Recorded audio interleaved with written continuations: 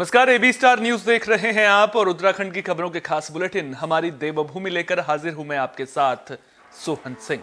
Bulletin में सबसे पहले बात करेंगे मौसम की। पहाड़ों की रानी मसूरी में मौसम का बदला बदला मिजाज देखने को मिल रहा है। मसूरी में हल्की ओलावृष्टि और बारिश हुई, जिसके बाद तापमान में गिरावट दर्ज की गई है। उम्मीद जताई जा रही है कि आने वाले दिनों में मसूरी और धनोल्टी में बर्फबारी हो सकती है, लिहाजा पर्यटकों की संख्या बढ़ने की उम्मीद जताई जा रही है। यातायात और सुरक्षा के पुख्ता इंतजाम देखने को मिल रहे हैं। मसूरी के कई इलाकों में जेसीबी की तैनाती की जा रही है ताकि बर्फबारी होने पर यातायात बाधित ना हो और लोगों को परेशानी का सामना ना करना पड़े। बता दें कि मसूरी में बर्फबारी और ओलावृष्टि को लेकर येलो अलर्ट जारी किया गया है।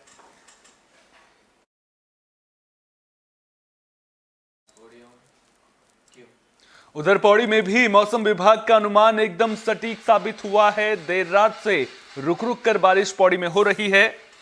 वहीं ऊंचाई वाले इलाकों में भी मौसम की पहली बर्फबारी देखने को मिल रही है, जिसके बाद तापमान में गिरावट दर्ज की गई है।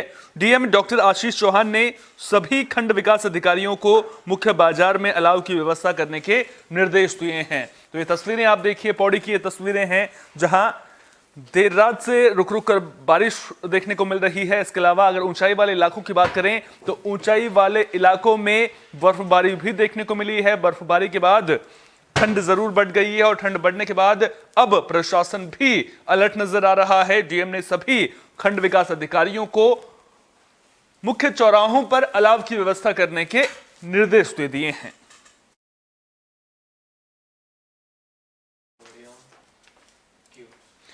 उत्तराखंड के पूर्व मुख्यमंत्री हरीश रावत देहरादून के गांधी पार्क में सांकेतिक मौन व्रत पर रहे। बता दें कि हरीश रावत ने मौन व्रत के जरिए टिहरी विस्थापितों को भूमिधर अधिकार देने की मांग की है। पूर्व सीएम के धरने में बड़ी संख्या में बांध विस्थापितों ने शिरकत की। इस दौरान पूर्व सीएम हरीश रावत ने कहा कि 45 साल बाद आज भी टिहरी विस्थापित अपने हक हकूक की लड़ाई लड़ रहे हैं। हरीश रावत ने कहा कि लोग काला दिवस मनाने और चुनाव का बहिष्कार करने की चेतावनी दे रहे हैं, जिससे बीजेपी और कांग्रेस दोनों को ही नुकसान पहुंचेगा। हाँ, 1 घंटे का मौन व्रत रखा और मुझे बहुत खुशी है कि टिहरी के पथरी क्षेत्र के हर बार से बड़ी संख्या में लोग आए। भानीवाला, बंजारावाला और देहरा खास से आए और और हमारे ऋषिकेश से लोग आए, सब जगह से आए, विस्थापित भाई पशुलोक से आए। मैं उन सब का स्वागत करता हूं और जो पथरी के लोगों ने अपना निर्णय घोषित किया है कि वो काला दिवस मनाएंगे और वो जो है संघर्ष को आगे बढ़ाएंगे। एक प्रतापनगर से विधायक विक्रम सिंह नेगी अंकिता भंडारी के गांव पहुंचे और उन्होंने अंकिता भंडारी के परिजनों से मुलाकात की। तो विक्रम सिंह नेगी अंकिता भंडारी के गांव बरसूड़ी डोब श्रीकोट पहुंचे थे। इस दौरान उन्होंने सरकार से अंकिता भंडारी हत्याकांड की मजबूत पैरवी करने की मांग की। उन्होंने कहा कि अंकिता भंडारी केस में मदद करने वालों पर फर्जी मुकदमे दर्ज कर उनका उत्पीड़न किया जा रहा है और केस को कमजोर करने की कोशिश की जा रही है। विक्रम सिंह नेगी ने कहा कि अंकिता को इंसाफ दिलाने के लिए कांग्रेस सड़क पर उतरकर न्याय यात्रा निकालेगी। इस मौके पर विधायक विक्रम सिंह नेगी के साथ प्रेम बहुखंडी, कांग्रेस जिलाध्यक्ष विनोद नेगी, उपेंद्र रावत उपी भी मौजूद रहे। सभी नेताओं ने अंकिता की बीमार मां का हालचाल भी पूछा। सहानुभूति है हमारे परिवार की। पिछली बार भी आए तो उस दिन भी बारिश लेकर छाते लेकर आए और आज भी पहुंचे। मैं उनका धन्यवाद करना चाहता हूं। और 26 तारीख को मेरी मैसेज पे दबाव डाला गया। सुबह तो ठीक थे, लेकिन धीरे धीरे 1 बजे करीब मैंने अपने हाथ पैर एकदम छोड़ दिए थे। अब मैंने कहा क्या करूं। तब मैंने एम्बुलेंस बुलाई। उसके बाद फिर आईसीयू से पौड़ी में भर्ती कराया है। फिर ठीक दूसरे दिन मेरी तबीयत खराब हो गई, पेट चलना शुरू हो गया, उल्टी होनी शुरू हो गई। तो इस तरह से और अभी तक मतलब हम ठीक की स्थिति में नहीं है।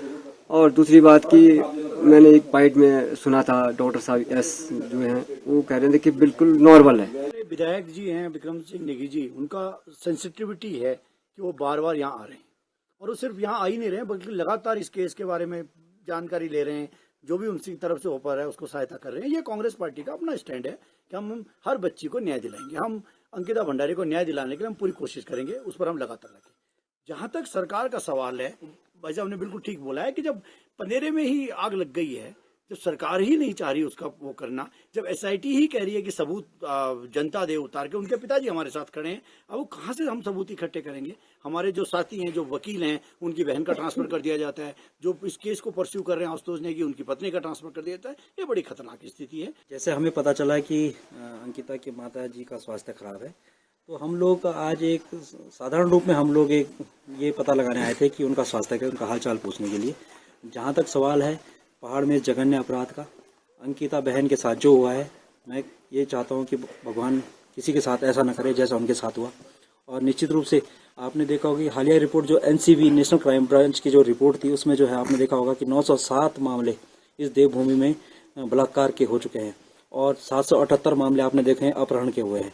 तो आप ये बताइए देवभूमि हम किस तरह से अपने आप को सुरक्षित महसूस कर सकते हैं? कि माँ ने VIP का नाम भी उजागर किया है, तो ऐसे में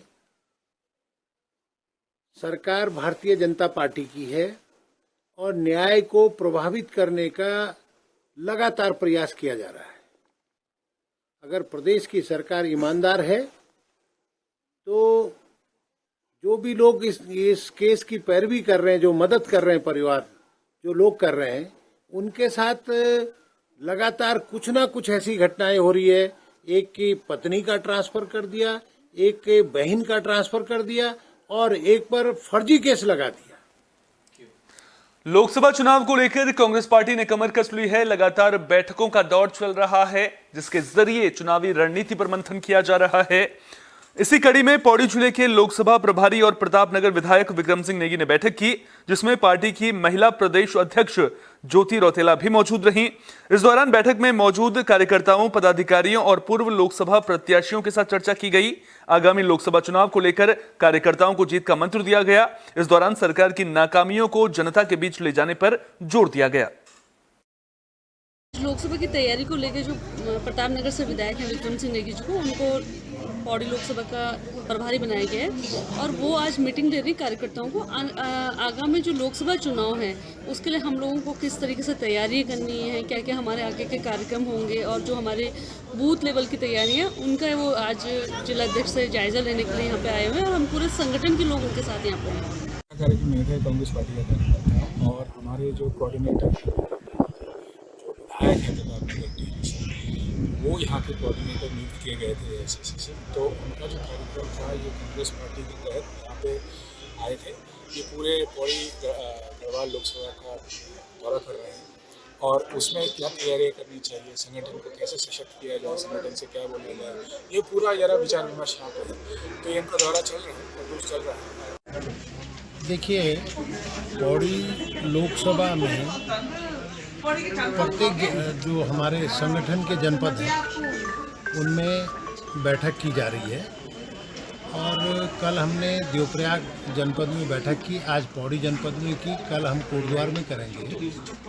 इसमें बीजेपी प्रदेश अध्यक्ष महेंद्र भट्ट रुड़की दौरे पर रहे। उन्होंने इस दौरान कई कार्यक्रमों में शिरकत की। इस मौके पर कई लोगों ने बीजेपी की सदस्यता भी ली। वहीं उन्होंने गांव चलो अभियान में कार्यकर्ताओं को 2024 लोकसभा चुनाव को लेकर बूथ स्तर को मजबूत करने की बात कही। महेंद्र भट्ट ने बताया कि लोकसभा चुनाव को लेकर संकल्प पत्र बनाने के लिए लोगों से सुझाव मांगे जाएंगे। उन्होंने कहा कि गांव के प्रत्येक व्यक्ति से जुड़ना भी हमारा लक्ष्य है। यूसीसी को लेकर महेंद्र भट्ट ने कहा कि यूसीसी ड्राफ्ट पूरे देश में लागू होने जा रहा है, इसलिए सभी लोगों में उत्साह है। यूसीसी का विरोध करने वालों पर तंज कसते हुए उन्होंने कहा कि जिन लोगों के पास कोई मुद्दा नहीं है वे यूसीसी का विरोध कर रहे हैं। अखिल भारतीय कार्यक्रम है और लोकसभा चुनाव की दृष्टि से हम लोग बूथ मजबूत, बूथ जीता चुनाव जीता इस भाव के साथ हमने तय किया इस बार लोकसभा के प्रत्येक बूथ को हम जीतेंगे। उस दृष्टि हमने अपने मुख्यमंत्री से लेकर सारे मंत्री, हमारे सारे सांसद, विधायक और उससे नीचे तक की हमारी टोली, प्रत्येक 11,000 से ऊपर हमारे पोलिंग बूथ हैं, 11,700 समथिंग पोलिंग बूथ हैं। हम प्रत्येक बूथ पर 24 घंटे के अंदर कार्यकर्ता भेजने वाले हैं। लोकसभा चुनाव को लेकर गहमा गहमी तेज नजर आ रही है। साथ ही उम्मीदवारों के नाम पर भी मंथन किया जा रहा है, जिसे लेकर बीजेपी प्रदेश प्रभारी दुष्यंत गौतम का बयान सामने आया है। उन्होंने कहा कि उम्मीदवारों के नाम पर पार्लियामेंट्री बोर्ड फैसला करेगा।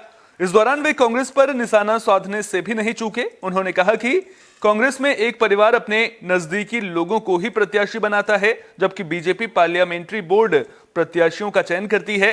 बता दें कि उत्तराखंड की 5 लोकसभा सीटों पर बीजेपी का कब्जा है और इस बार भी बीजेपी का फोकस सभी सीटों को जीतने पर है।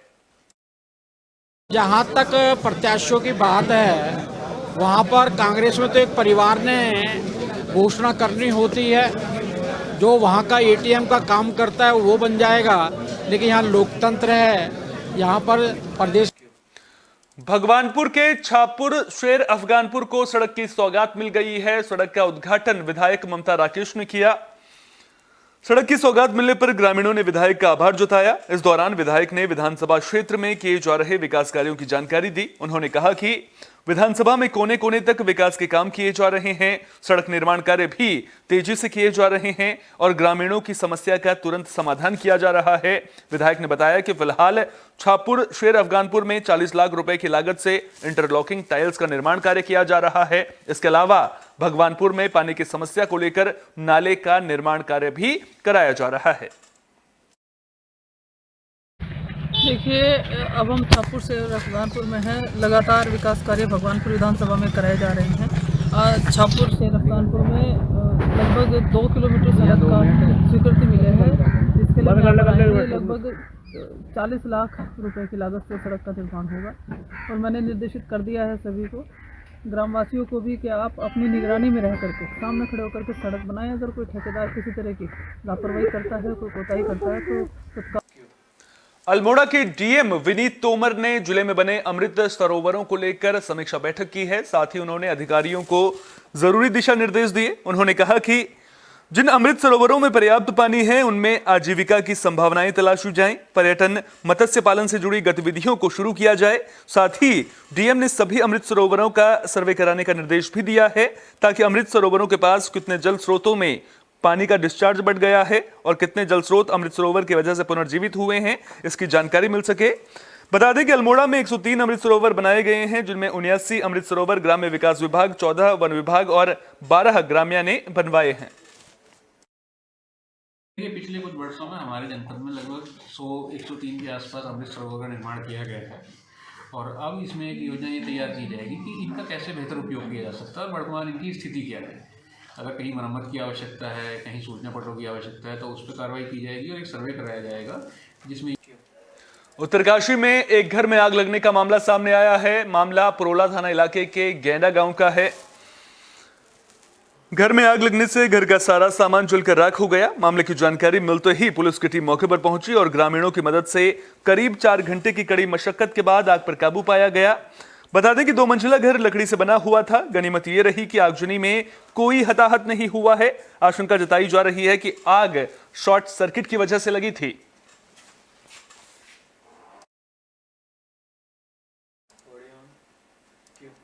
उत्तराखंड की खबरों के खास बुलेटिन हमारी देवभूमि में फिलहाल के लिए इतना ही। अपना बहुत बहुत ख्याल रखिए। देश और दुनिया की तमाम अहम खबरों के लिए देखते रहिए AB स्टार न्यूज।